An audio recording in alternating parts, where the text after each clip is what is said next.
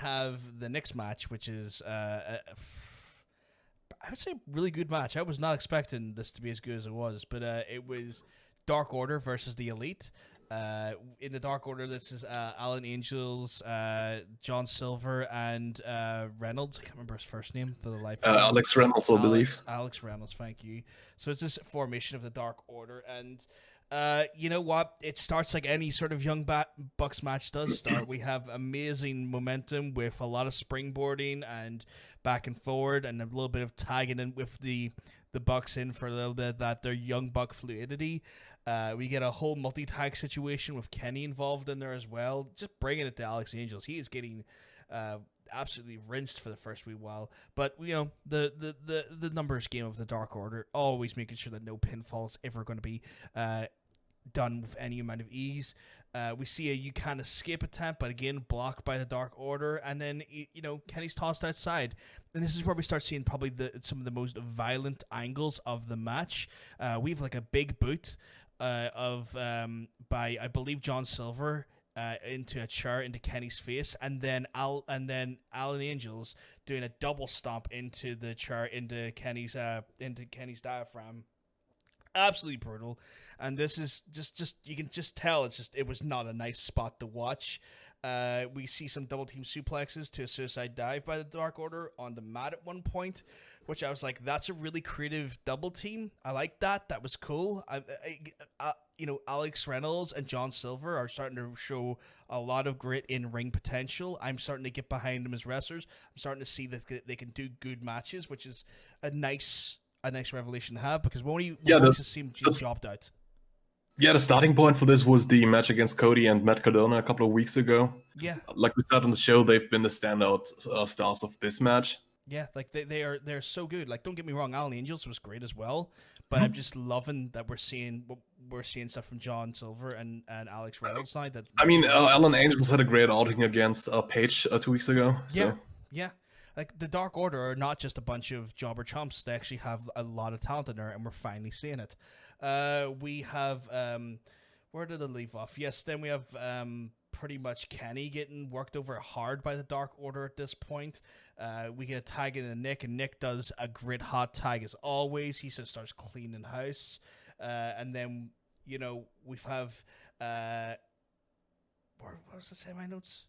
Oh yeah, one of the things was I was expecting like Nick to maybe jump out at like John Silver at one point, but just when you think you know what Nick's going to do in his hot tag, he's all over the show again. Nick really, you almost see he knew where the camera was looking and decided to go the opposite direction to really play it up a bit and just kind of throw people off. I thought that was good. I was like, whoa, where are you going? Okay, I thought you were coming over here. Kind of cool. So that's just something I wanted to note. Matt comes in for that Young Bucks flow again, double kick into a bulldog, drop kick into bulldog. My God, my head's fried today already. I'm barely even talking sensibly. Dyslexic man trying to read a paragraph of notes and give you a concise breakdown here, guys. But yes, we're utilizing that free tag method on the Dark Order again, getting all of the Elite in there. But Dark Order they tried to do a train on the Dark Order, but it ends up getting reversed onto Kenny, and Kenny ends up having a train ran on him. In fact, this happens specifically when Kenny goes for that signature running back jump elbow into the corner. He completely misses it, which opens up the opportunity for Dark Order to take back the momentum. And then next thing you know, we get a stunner into a flipping roll-up and near fall on Kenny. Again, I was like, whoa, okay, you guys are really showing off here. We have...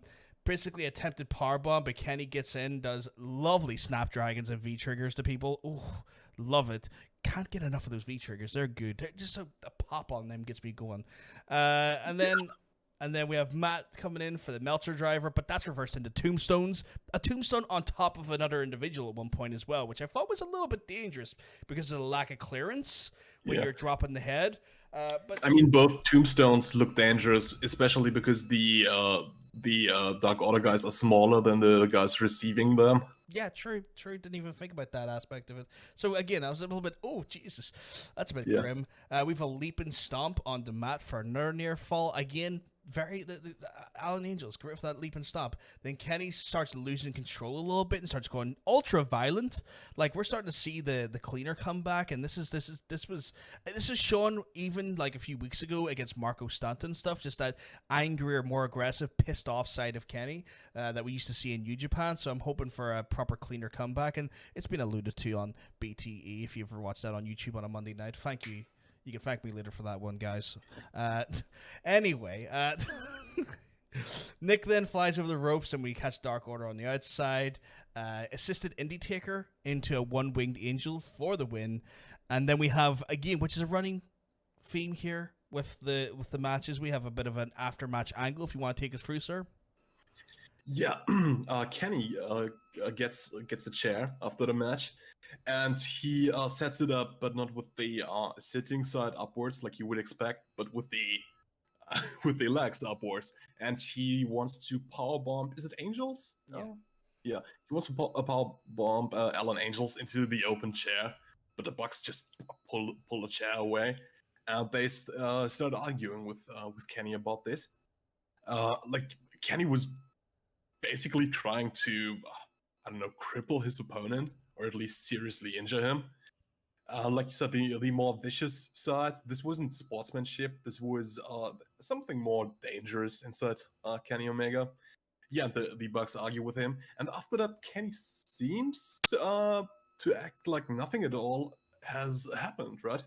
Yeah, he has a tendency of doing this. Like he tends to like try and brush off his actions as innocent, or not as, or play them down as not as aggressive as they actually are. And we've seen this as well with with Marco Stunt. In fact, I don't know if it was on BT or if it was an online segment or backstage segment where he tries to go and apologize to Marco, but Lucha's like, go away, you've already done enough. You know, he pushes him away. It's like, you know, there's that sort of flow that storytelling's been happening for a while now. Just little nuggets of it though.